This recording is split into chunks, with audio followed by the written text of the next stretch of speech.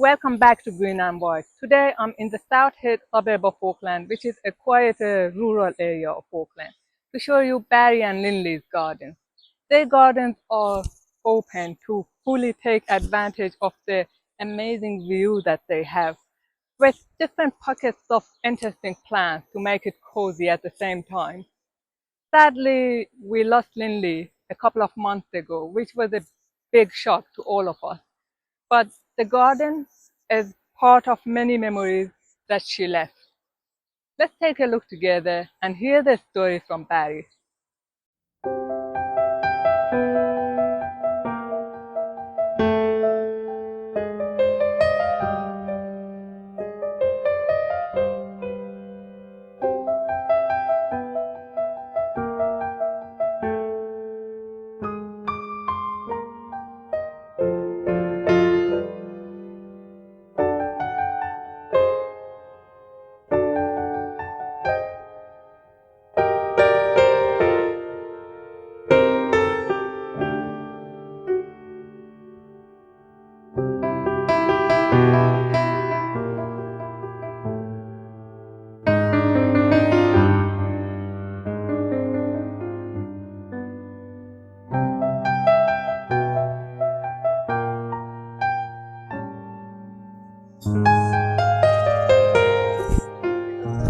Hi Barry, have you left your husband at home again? Good, and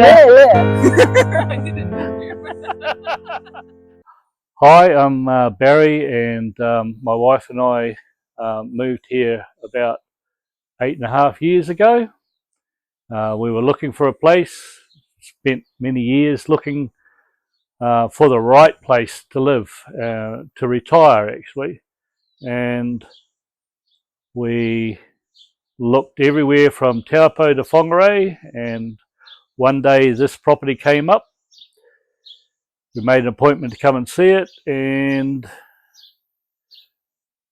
we decided to buy it within about 10 minutes, so it was exactly the right place.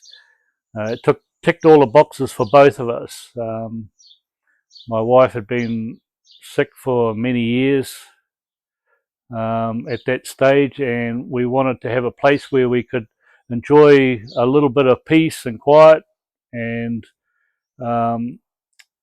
just enjoy an early retirement, which this place certainly fitted the bill. When we first got here, the place was in a little bit run down, and the trees were run down.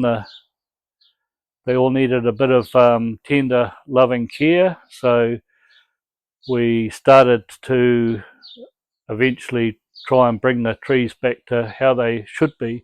Still got a little ways to go. It's a coastal area, so it's very, very susceptible to the salt. The mighty Kaipara Harbour comes in very close to the bottom of the section, so we do have a lot of issues with salt, but the people who lived here before put a good foundation down. They planted a lot of native trees, which we'll see a little later on, and we just started to add to that. We added our own little things to make it more comfortable, and that's where we ended up. The house was moved here in '95, and it was put in a particularly good position where you get the best of all the weather patterns. It's a nice sheltered area. We're surrounded by pine trees as well, but that causes its own problems. But it's like anything, the maintenance and continuation and everything changes. Also, the bird life up here is amazing. We have so many different birds coming and going, and having all the fruit trees, that helps feed them as well as us. So the best thing about being up here is the people, the environment. It's kind of a little bit like going back in time. The community here is fantastic. Nobody goes without.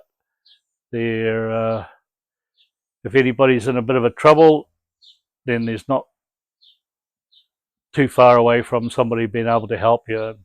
And it was like that when we were growing up. So it's a little bit like going back in time. So when I was a little fella, we were brought up in Swanson, which is not that far away from here. Our playground was in the West Coast. We're always by the West Coast beaches, hence how we ended up here, I think. You get a particular attachment to it when you grow up on the West Coast, and the Waitakeries and Muriwai Beach is not too far away, only about 6 k's away. So my parents always had a garden. They used to make us weed the garden as a punishment. It was, yeah. So consequently, I've got lots of weeds around here because I don't like being punished. So that's why I leave the weeds as they are. But my wife come from West Auckland as well. She wasn't too far away from where I was brought up, and we used to come out this way horse riding,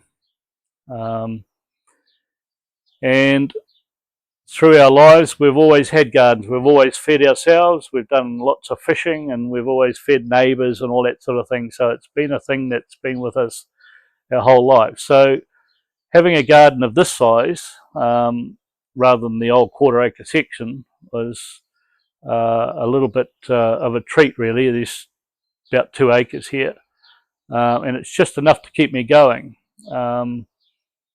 I don't go to work anymore, but I work around here. This is my work, and that's it keeps me getting up when the sun comes up in the morning, and gives me plenty to do.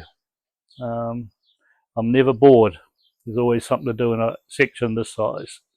Well, there's never a big budget around here, but I always like to recycle everything. I don't ever try not to waste anything. Recycling is a wonderful thing, and you can do that here. It's a little bit mishmash. It's but you don't worry about it if the weeds are growing or it's a little bit scruffy from time to time. That's fine because it'll change.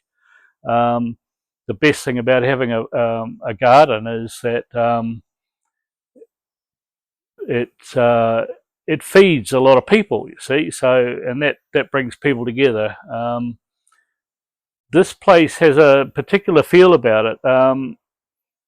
It's hard to explain. It's not a tangible thing, but everybody that comes here always finds a lot of peace. Quite a few of my friends, they turn up, they come here, I say, you want a cup of tea? And I turn around, I start making a cup of tea, and they've disappeared. And I wonder where they are. And they're always down the back of the section. They go down there by themselves. I have no idea what they do, but they always come back in slightly better mood than when they arrive. So that's always a nice thing.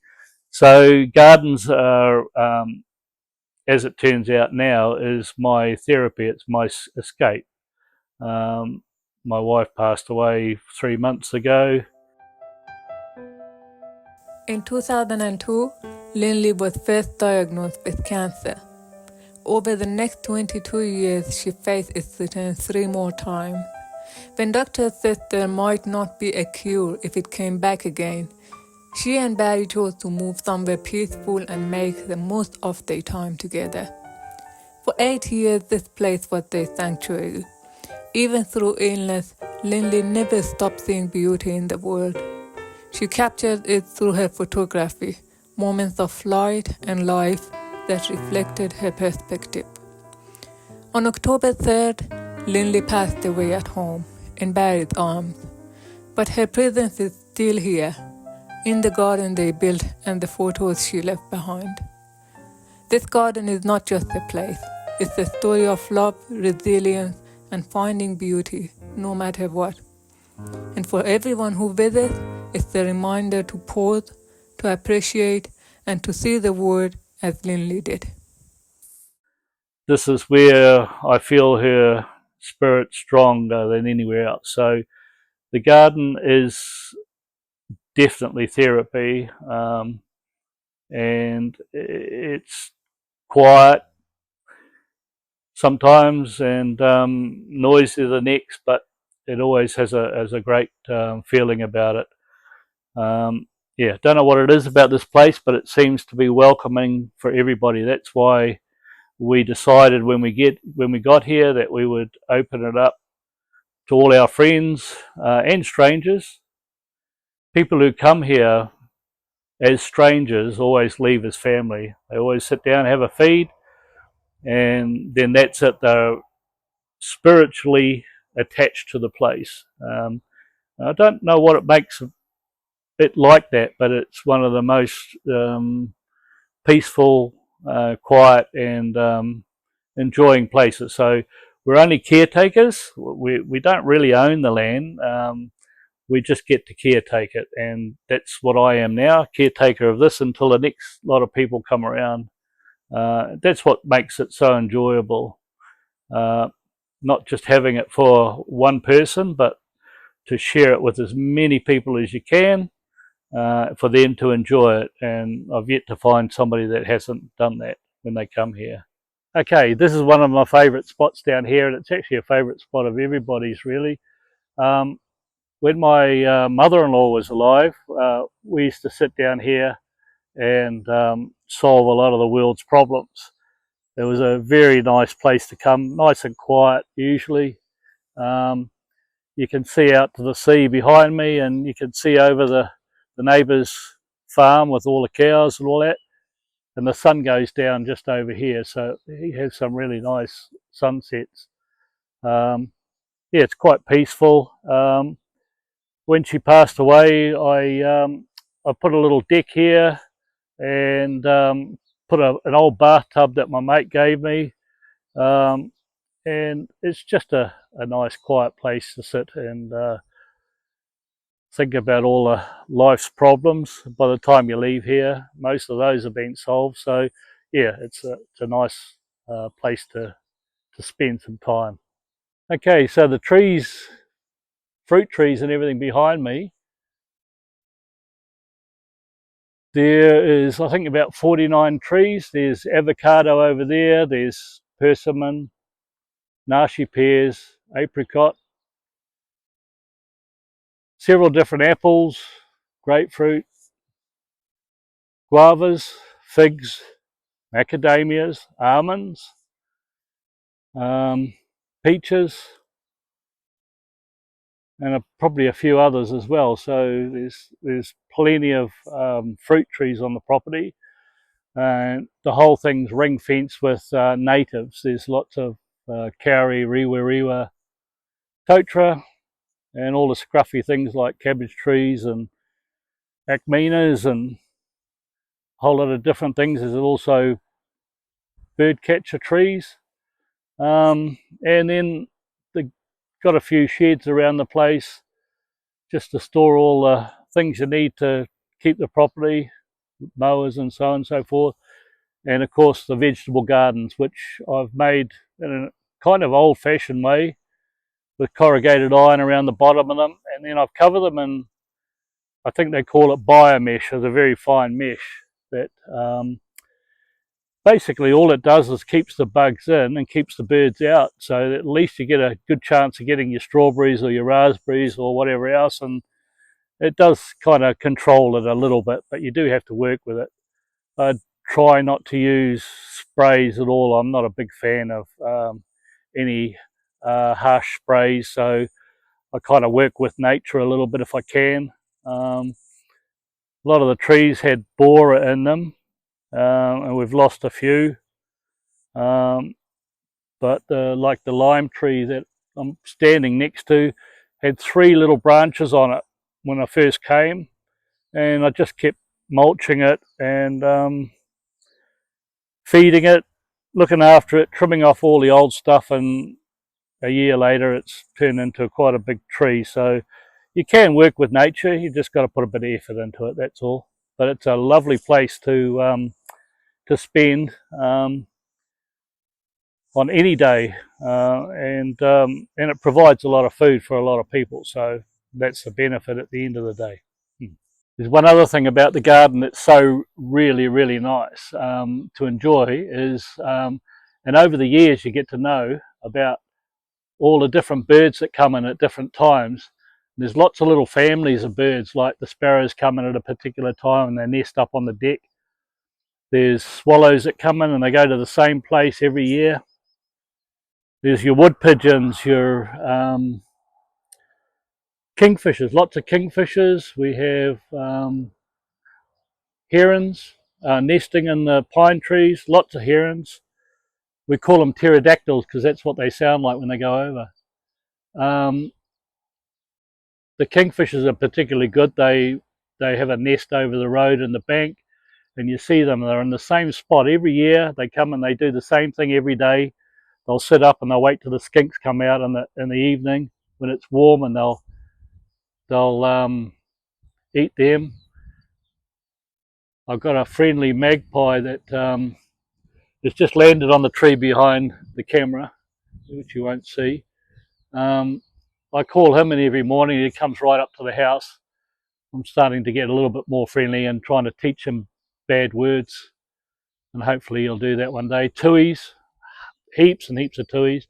They all come in at different times, and it's a real joy. We got some real weird things like shining cuckoos, moorporks, and all that sort of thing too. So the whole thing is a big balance. I was just saying that the wood pigeons will eat the karaka berries, and that's the only reason that they keep reproducing, because they're a big thing, and they eat. We've got guavas there, 2 different types of guavas, and the wood pigeons get in there, puriri berries. So I mean, it's a great thing to have that, and it's a really peaceful thing to watch, and to slow down enough in life to actually recognize that the birds are around, and they're always there, and they're always working, and they work harder than any of us. So it's a real pleasure to have them, and I like sharing all the fruit with them. Except the rosellas, they just tear the fruit trees to bits, unfortunately. But my way of doing it is I get up early in the morning and I pick all the fruit that I can for the day, and then the birds can have whatever they like. And then the last thing at night, I'll go around and I'll pick the fruit at night, so the stuff that hasn't been spoiled by the birds. That way we all get to share in it, and they're entitled to it just as much as anybody else. So we get lots of dragonflies that come around, big ones at certain times of the year. So again, it's just being aware of what's going on in the garden, and we've got the privilege of being able to do that here, and it happens a lot. So yeah, it's a nice way to live, really. So if I was to give anybody any advice about gardening, it was to have one, no matter where you are. Even if you're living in an apartment, just get a couple of bags, split them open, grow something in it. There's nothing better than growing either food or flowers or something like that. It's always going to bring some joy and give you something to do. It can be bigger or smaller, it doesn't matter. But if you're going to do that, you'll always get enjoyment out of it. So the other thing is, to make your garden successful, is to go around the neighbourhood that you live in and look at what plants that other people have got and what grows well. Always look at nature. Nature will tell you herself what that plant likes to have. If you see a plant that dies, don't plant it in your place, because you'll waste your time. Yeah, that's the best advice I can get. Just look around your neighbourhood and see what thrives and plant that. That's the easiest thing to do, really. There's always chores to do in the garden. There's always trees to trim. There's weeds to pull out. There's lawns to mow. But there is one thing that stands out amongst all else, that when you've done all of that work, the best thing about gardening is a nice cold beer at the end of it. Simple as that.